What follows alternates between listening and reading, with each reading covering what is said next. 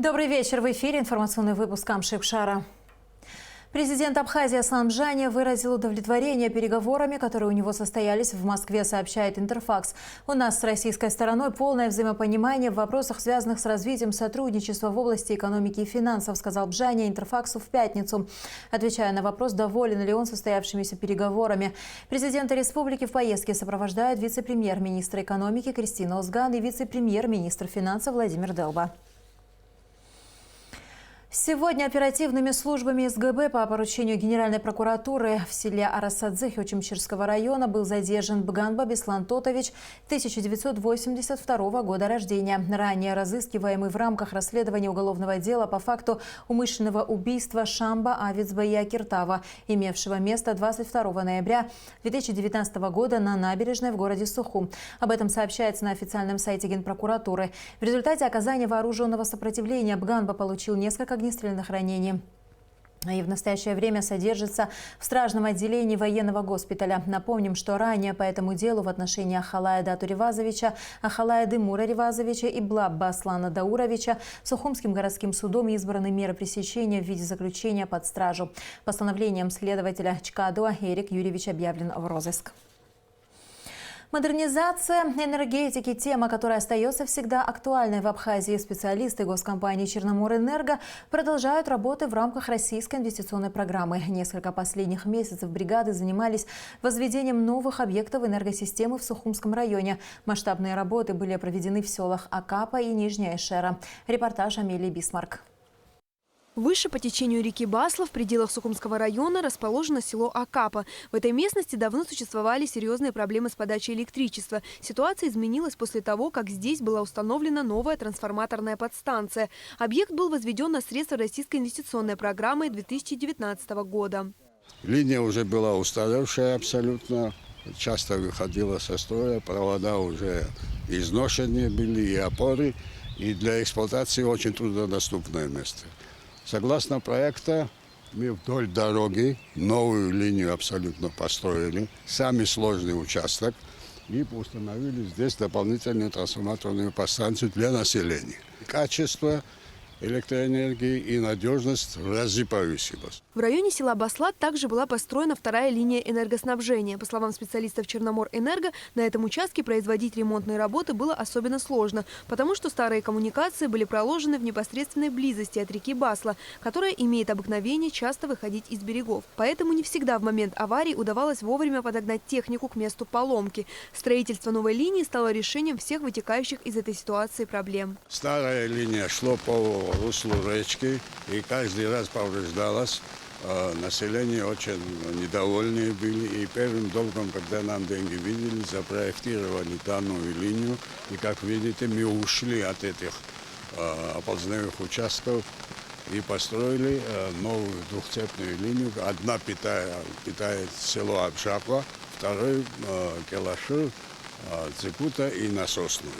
Большая часть ремонтных работ по проведению электрических коммуникаций выполнена и в другой части Сухумского района. Специалисты столичного филиала Черноморэнерго должны сдать работу в течение нескольких недель. Сроки обозначены с условием установления благоприятной погоды. Был заменен провод, опоры линии 0,4 киловольта, заменены вода в жилые дома, был выполнен перенос КТП в центре нагрузок. Были обновлены фидера 10 киловольт, в некоторых участках вынесены в новые места, доступные для обслуживания.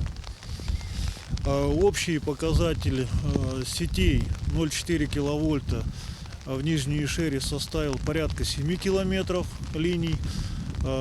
Фидера 10 киловольт составили порядка 6,5 километров замененных линий. Всего на проведение указанных работ по электрификации в Сухумском районе было затрачено более 26 миллионов рублей, предоставленных по линии российской инвестиционной программы на 2017-2019 годы. Амелия Бисмарк, Алексей Гухава, Абхазское телевидение. Под председательством первого вице-премьера Абхазии Беслана Диопуа состоялось расширенное рабочее совещание, посвященное вопросам сельскохозяйственной отрасли и развитию сельхозугодий в стране. На совещании были обсуждены итоги прошедших мероприятий по борьбе с мраморным клопом, прогнозы выявления новых очагов вредоносных возбудителей, болезней растений, а также вопросы проведения весенне-полевых работ. В частности, речь также шла о технических возможностях Минсельхоза в районах. По итогам встречи первый вице-премьер поручил представителям профильных ведомств подготовить предложения по разработке и реализации мер по стимулированию деятельности собственников, землевладельцев, землепользователей, арендаторов участков для повышения плодородия сельхозземель и эффективного использования пашни. Завтра, 9 мая, в Абхазии, как и во многих странах мира, будут отмечать 75-ю годовщину победы в Великой Отечественной войне. И хотя из-за пандемии коронавируса запланированные мероприятия пройдут не так массово и торжественно, День Победы Советского Союза над фашистской Германией был и остается одним из самых почитаемых праздников. 75-летием Великой Победы ветеранов и весь народ Абхазии поздравил президент Аслан Бжаня. Для меня большая честь в этот знаменательный день обратиться к вам со словами благодарности за ваш героизм, проявленный на фронтах Великой Отечественной войны, за спасение всего человечества от фашистского ига. День Победы является одним из самых светлых и великих праздников и одновременно одним из самых трагичных и памятных. Среди тех, кто ковал победу на фронтах Великой Отечественной войны, было более 55 тысяч молодых ребят и девушек из Абхазии. Из них более 17 тысяч сложили свои головы за освобождение нашей общей великой страны от фашистских захватчиков. Наша маленькая Абхазия является родиной 22 героев Советского Союза и 3 кавалеров Ордена Славы. Более 30 тысяч уроженцев Абхазии удостоены боевых наград. Отмечается, в частности, поздравление главы государства. Аслан Бжаня пожелал ветеранам крепкого здоровья и долголетия, а всему народу Абхазии мира и благополучия.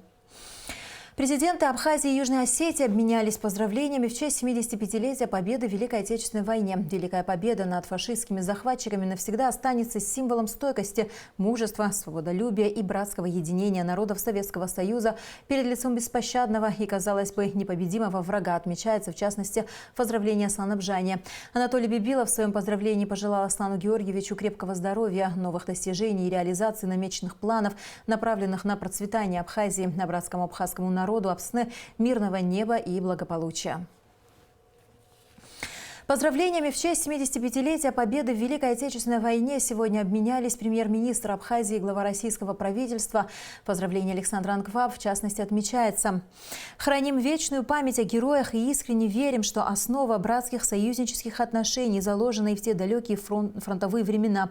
Они скреплены солдатской кровью и верностью идеалам справедливости». Александр Анкваб также поблагодарил правительство России за заботу о ветеранах Великой Отечественной войны, проживающих в Абхазии. Михаил Мишустин в своем поздравлении выразил убеждение, что братство российского и абхазского народов, закаленное в годы военных испытаний, будет надежной основой для дальнейшего укрепления стратегического партнерства и союзничества между Россией и Абхазией. Оперативный штаб по защите населения от коронавируса сообщает, что за прошедшие сутки тестирования прошли 34 человека. У всех у них диагноз коронавирус не был подтвержден. В гостинице «Айтар» в городе Сухум на карантине находится 188 военнослужащих, прибывшие из Российской Федерации, где они обучаются в высших военных учебных заведениях. Согласно распоряжению исполняющего обязанности министра обороны Беслана Цвижба, сегодня в пансионате «Айтар» была проведена инспекционная проверка. Подробности в репортаже Сарии Кварсхелия. В пансионате «Айтар» для граждан, размещающихся на карантин, подготовлено более 200 номеров, которые оснащены всем необходимым для комфортного проживания. В основном в пансионате содержатся абхазские курсанты российских вузов, а также студенты различных учебных заведений, вернувшиеся на родину. На сегодняшний день на карантин определены 188 курсантов высших военно-учебных заведений России. Согласно указу исполняющего обязанности министра обороны Беслана Цвижба, сегодня в пансионате была проведена инспекционная проверка. Самой целью сегодняшнего мероприятия было проведение инспекции, проверки условий и требований соблюдения карантина, соблюдения воинской дисциплины, в первую очередь, курсантами, которые находятся на карантине. В принципе, мы провели данную проверку и вывод предварительный для себя сделали, что все условия соблюдаются на сегодняшний день. Среди находящихся курсантов заболевших на данный момент не выявлено. В течение следующей недели мы еще ожидаем прибытия до 60 человек. Нужно отметить, что в числе наших курсантов есть и те, которые прибыли из Московского военного университета, где был обнаружен COVID-19. Государственная санитарно-эпидемиологическая служба Республики Абхазия не была проинформирована вовремя о том, что в городе Москва, в военном университете, была выявлена вспышка коронавирусной инфекции. Наши ребята, прибывшие позавчера из этого университета, из города Москвы, были размещены в Айтаре и не проведено было обследование. Мы выдвинулись бригадой для того, чтобы это обследование было проведено. Этих ребят мы будем обследовать дважды, то есть сегодня мы будем иметь результаты уже завтра. Если у кого-то подтвердится это заболевание, нами будут приняты соответствующие меры. На карантине курсанты находятся под постоянным наблюдением медиков. Они распределены так, чтобы минимизировать их контакты между собой. В корпусе, выделенном для изоляции граждан, 4 этажа. На данный момент в Российской Федерации остаются около 80 абхазских курсантов. Хорошо, что не сразу такое количество заехало, то есть понемногу мы привыкли, какие-то механизмы здесь в себе разработали. Сейчас, слава богу, уже даже большие группы мы принимаем, но все четко, все нормально, все работает. В районе еще 50-60 человек мы вместе. Если их надо будет селить отдельно все, это одно количество. Если можно их как-то вместе в номера, да, это другое. Работу по возвращению на родину военнослужащих Вооруженных сил Республики Абхазия, слушателей и курсантов высших военно-учебных заведений Министерства обороны Российской Федерации исполняет Министерство обороны Абхазии. Встреча и доставка прибывших курсантов осуществляется на специально оборудованном в санитарном отношении транспорте в сопровождении военной автоинспекции. Все мероприятия согласованы и осуществляются совместно с МИДом, Минздравом, а также с главным государственным санитарным врачом. Сария Кварацхеля, Руслан Орлов, Абхазское телевидение. В Гудаутскую ЦРБ инфекционную больницу города Сухум доставлен гуманитарный груз, закупленный на средства движения «Мы вместе», сообщает пресс-служба Минздрава Абхазии. Поставка включает в себя специализированные функциональные кровати, медицинские матрасы и различные модификации, прикроватные тумбы, комплекты постельного белья, подушки, одеяла и полотенца, а также специальные средства связи для врачей с пациентами в палатах. Общая сумма, на которую приобретен данный груз, 1 миллион 386 750 рублей. Исполняющий обязанности министра обороны Абхазии подписал приказ о призыве на воинскую службу с 25 мая по 31 июля 2020 года граждан Республики Абхазия в возрасте от 18 до 27 лет, не пребывающих в запасе и подлежащих призыву в соответствии с законом, а также увольнение с военной службы в запас солдат, матросов, сержантов и старшин, срок военной службы которых истек.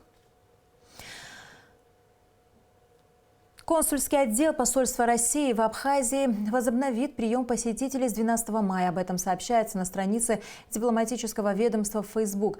Выдача готовых российских загранпаспортов будет производиться ежедневно в установленные часы. Кроме того, консульский отдел будет принимать анкеты на оформление 5-летних загранпаспортов в период с 12 мая по 2 июня, согласно установленному посольством графику. Сегодня исполняющий обязанности главы администрации города Сухум Беслан Эшба встретился с депутатами Сухумского городского собрания, сообщает пресс-служба столичной администрации. Депутаты интересовались планами нового мэра и отметили, что будут главными помощниками нового руководителя в работе.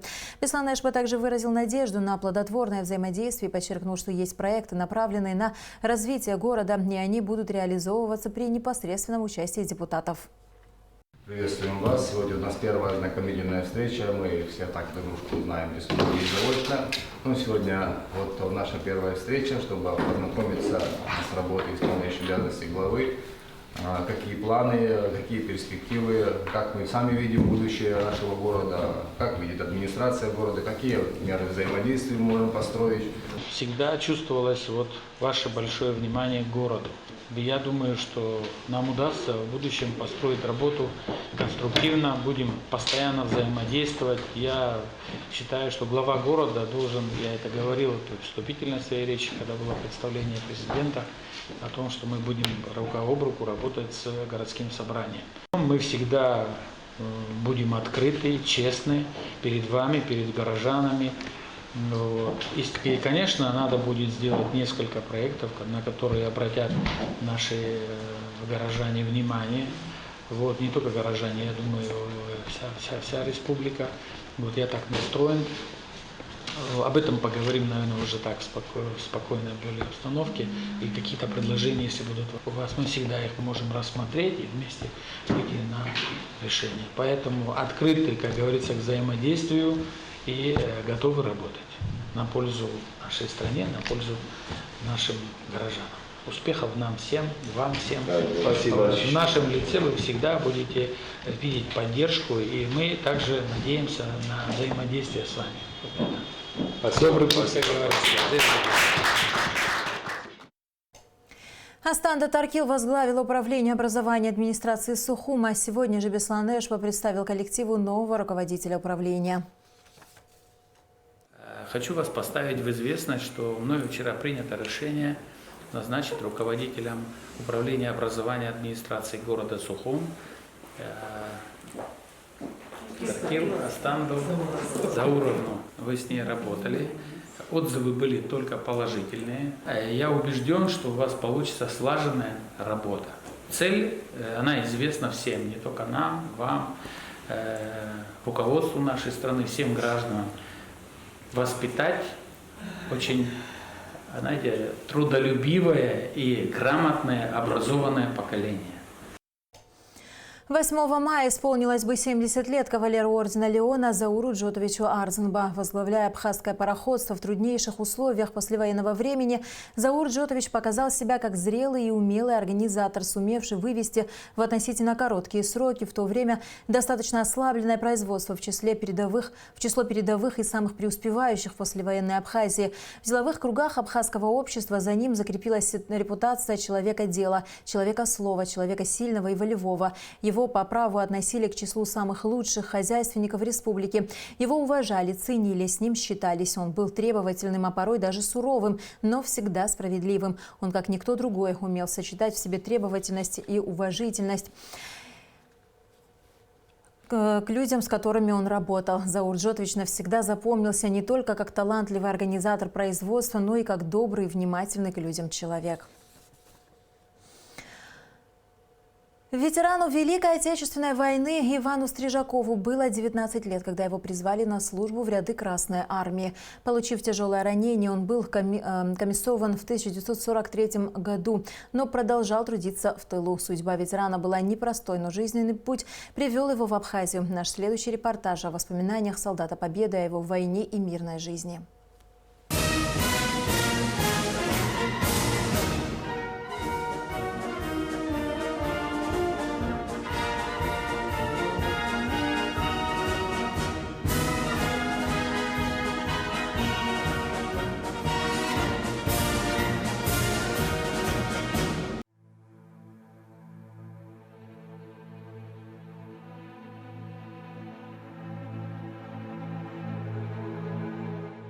В марте 1942 года 19-летнего юношу Ивана Стрижакова призвали на службу в армию. В воинской части, расположенной в городке Возиане, он познакомился с опытными солдатами, которые уже не раз участвовали в боях. И все беседы молодого парня с однополчанами сводились к тому, как не стать мишенью для немца. В июле 1942-го Ивана Дмитриевича отправили на службу в город Моздок в 1369-й полк 417-й дивизии Кавказского фронта. Там он был минометчиком и командиром отделения минометного взвода. В одном из сражений Иван Дмитриевич получил тяжелое ранение. Тогда он и не подозревал, что эти осколки навсегда останутся с ним. Ранение было очень тяжелое, грудная клетка, легкие пробитые, 3 осколка сейчас имею под 12-м ребром, и рука, вот, это разбито, здесь осколки вырезали. Но когда ранило, вот, тяжело было. Начинало вечереть, идти далеко. Отсюда зажму, кровь, дыхну, кровь отсюда идет. Сюда руку возьму, отсюда идет. последнее время пошла кровь уже с рта. Да, видно, там на полость пошла. Но я все равно духом не падал. Вот. Надо добраться мне до села. Вот. Там станица большая. И в горах школа была, село, школа. И в этой школе делали операции. Но когда я вышел уже на центральную дорогу, хотел я прилечь. А потом нет, если я прилягу, я больше не поднимусь. Вот это, сам себе я размышлял так. Вот, не поднимусь. И потихоньку иду. Как шел, сколько шел, я вот это не могу сказать вам. Не могу. Догнала мне тачанка. Забираете, везет, привозит прямо в школу. Там делали операции, прямо туда заводите, там меня... Тут же сразу завели, сразу положили, делали операции.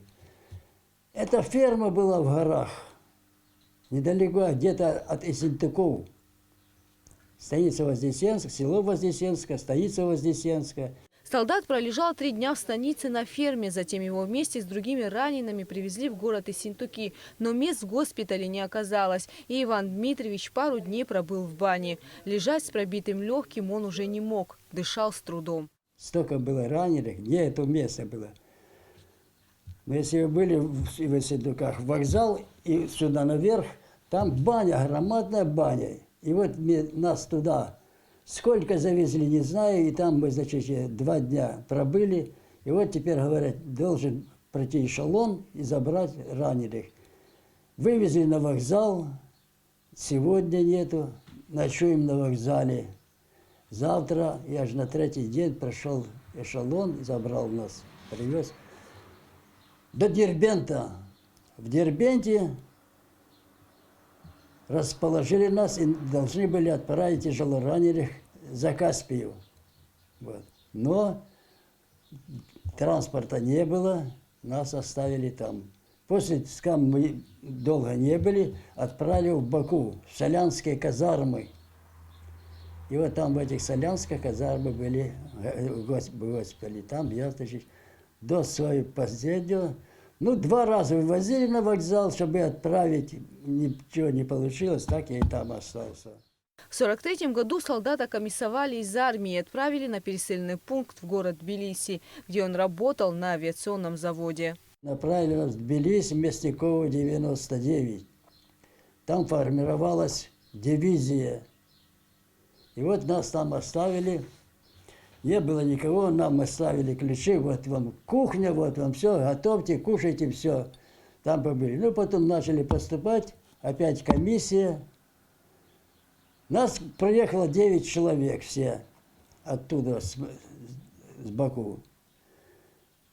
Куда? Я говорю, давайте на производство. Я говорю, я вот работал здесь, в Тбилиси, в арсенале. И туда, и там будем ремонтировать пушки, зенитки, все, что надо. Нет, вы на это не способны, у вас уже мало силы. Вот давайте на 31-й завод авиационный. Там есть легкие работы, и там будете работать.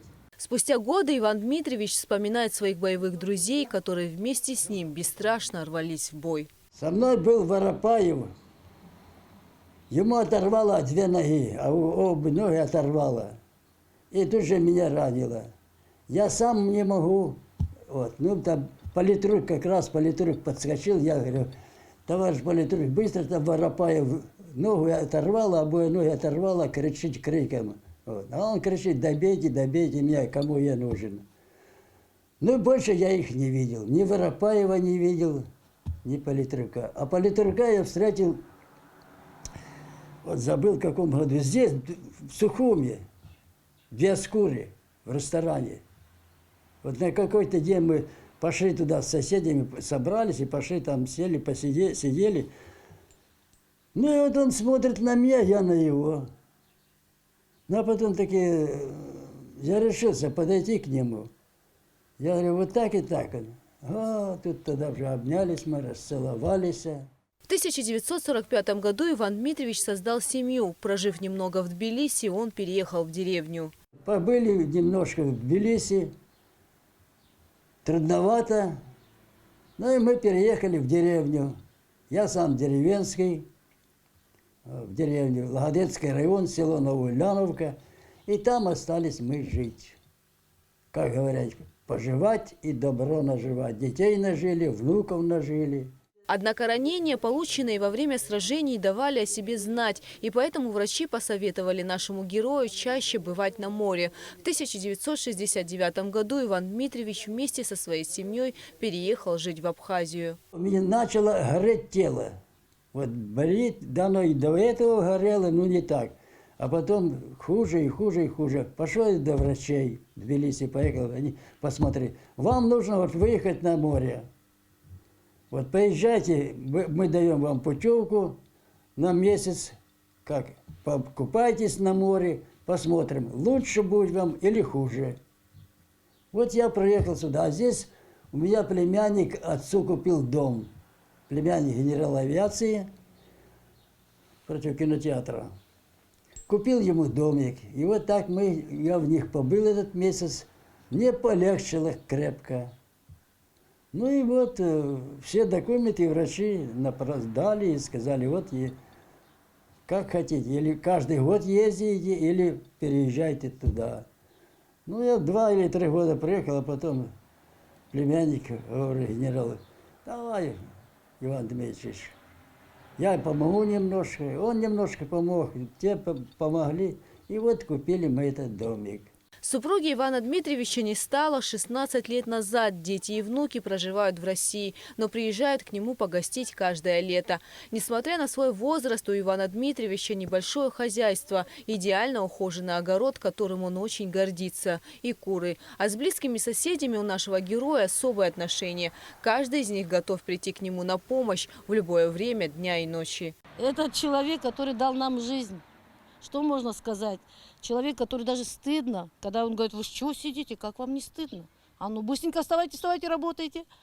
Если у него температура, он 5 минут не лежит. Он говорит, нет, Иван Дмитриевич, надо браться за лопату. Вот такой у нас человек компанейский, веселый. Мы очень на него надеемся. Он у нас сосед такой. Надо.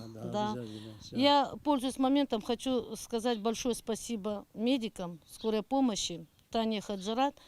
Мне так было приятно, когда он приехал, и дед больной, и он так ласково с ним разговаривал. И, конечно, медикам Кварацхеля хирург дежурил тогда, когда его забрали на скорую. Очень нас хорошо приняли, да, дед Ваня? Да. Спасибо, да. скажем всем. Спасибо. Огромное, спасибо, да. Вот так огромное. Нас внимание уделили. Но мы стараемся. Он говорит, еще Иван Дмитриевич сказал, буду держаться, да? Обязательно. Только держаться. Да.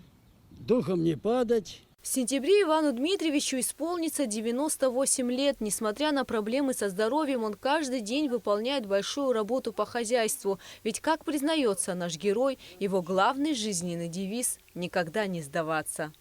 Гугут Савардания, Инал Гухава, Абхазское телевидение.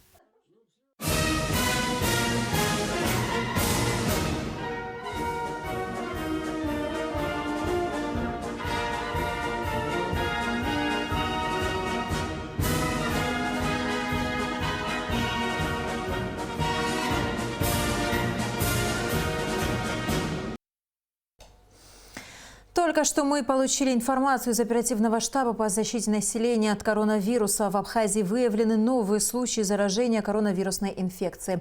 Все случаи завозные. Всего за прошедшие сутки тестирования прошли 34 человека. У 4 был подтвержден диагноз коронавирус. Подробности в завтрашнем выпуске новостей. Продолжаем выпуск. С наступающим праздником Великой Победы ветеранов Великой Отечественной войны поздравил спикер Народного собрания Валерий Кварча. Памятный для всех нас день 9 мая 1945 года принес в каждый дом мир и радость, гордость и скорбь. Наш земной поклон всем, кто одолел германский фашизм, кому довелось испить полной чашей тяжесть суровых испытаний, утрат и потерь. Вечная память погибшим в годы войны и ее ветеранам, ушедшим уже в мирное время. Все они остаются в наших сердцах от поколения к поколению, отмечается в частности в поздравлении. Коммунистическая партия Абхазии поздравляет все прогрессивное человечество с великой победой советского солдата, подвиг которого не забыт и память о котором бессмертна. В этот знаменательный день желаем всем стойкости духа, мужества, уверенности в себе, умения переносить все жизненные трудности, быть достойными потомками тех, кто ценой жизни сохранил нам свободу, отмечается в поздравлении Компартии Абхазии. Общественная организация «Международный фонд Апсны» подготовила подарки ветеранам Великой Отечественной войны. Накануне Дня Победы наборы с продуктами, сладостями и бытовой химией были переданы Республиканскому совету ветеранов. Эсма Голландзе продолжит тему. В честь Дня Победы в Великой Отечественной войне 43 ветерана, проживающие в Абхазии, получат подарки от Международного фонда Апсны. Все подарки переданы Республиканскому совету ветеранов. В праздничный набор вошли такие продукты, как крупы, соль, сахар, яйца, масло, а также сладости и товары бытовой химии. От лица Международного фонда Апсны и лично от себя я хочу поздравить всех наших граждан и именно тех участников, которые сумели участие в этом войне. И благодаря них есть победа. То, что они сделали, этого не забыть. Мы должны постоянно поблагодарить, вспомнить их. Ветераны, как никто другой, заслуживают помощи и поддержки, ведь именно их мы должны благодарить за мирное небо над головой. Подобная акция – это своего рода дань уважения большому народному подвигу. Я хочу поблагодарить Международный фонд Апсны за то, что они сделали, кстати говоря, это весомый подарок для ветеранов. Подспорье хорошее для ветеранов, для тех, у кого такой, знаете, мизерный фонд пенсионный. Я поздравляю всех ветеранов с великим праздником, с Днем Победы.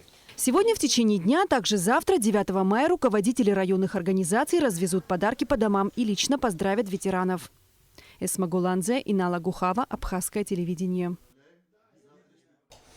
Сад, свечи памяти, георгиевские ленты. В Национальной библиотеке имени Ивана Попаскир проходят акции, посвященные знаменательной дате 75-летию Победы в Великой Отечественной войне. В мероприятиях принимают участие школьники столицы, сотрудники библиотеки и горожане. Репортаж Гугусы Вардания.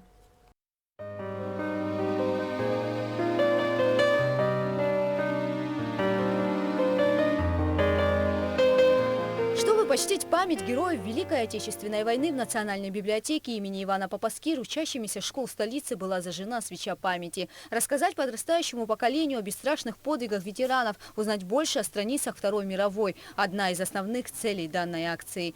День Победы. Встали рано. Празднует страна. Просим наших ветеранов, оденьте ордена. Они всегда на видном месте. Они всегда к лицу. Они, как нежная невеста, верная бойцу. Чтение стихотворения Великой Отечественной – одна из главных частей мероприятия. Как отметил директор Национальной библиотеки Борис Челария, теме войны посвящены многие стихотворения абхазских поэтов. Наши писатели, очень много уникальных стихотворений написаны. Чичуко Джонова, Леварса Куцне, Кязыма Магума, Баграта Мщенкупа и множество наших писателей. Знаете, они в виде книг, они в виде стихов лежат. К ним мы решили возвратиться, и чтобы нынешняя молодежь, именно школьники, эти стихи изучили и декларировали. В честь 75-летия Великой Победы недавно сотрудники Национальной библиотеки совместно со школьниками столицы приняли участие в международной акции «Сад памяти». Чтобы увековечить подвиг погибших в годы Великой Отечественной войны, у здания библиотеки были высажены различные растения. Саженцы мы достали, не покупали, а просто в парках, в лесу и так далее. И со стороны улицы Лакоба 4 клумбы, которая находится рядом со зданием Национальной библиотеки, мы засадили. Там саженцы пальмы разновидности, барбарисы, папоротники и другие декоративные растения, которые в Абхазии есть. В рамках празднования 75-летия Великой Победы здесь также была организована видеоконференция в режиме онлайн. Мы связались с коллегами, библиотеками России, Москвы,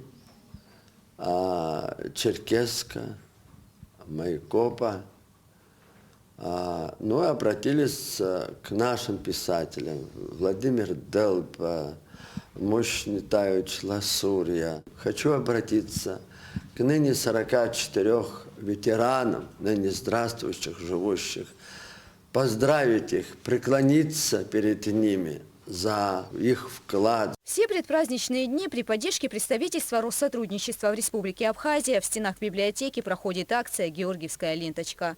Гугут Савардания, Степан Мартиросян, Абхазское телевидение. И в завершении выпуска о погоде. По сообщению Гидрометцентра, в выходные праздничные дни на территории Абхазии ожидается. В субботу по-прежнему облачно. Ночью и до второй половины дня дождь, в воскресенье и понедельник днем преимущественно без осадков. Вечером и ночью местами туман, морось. Температура воздуха ночью 8-13, днем 13-18 градусов. Температура морской воды 15 градусов. На этом наш выпуск завершен. До скорых встреч в эфире.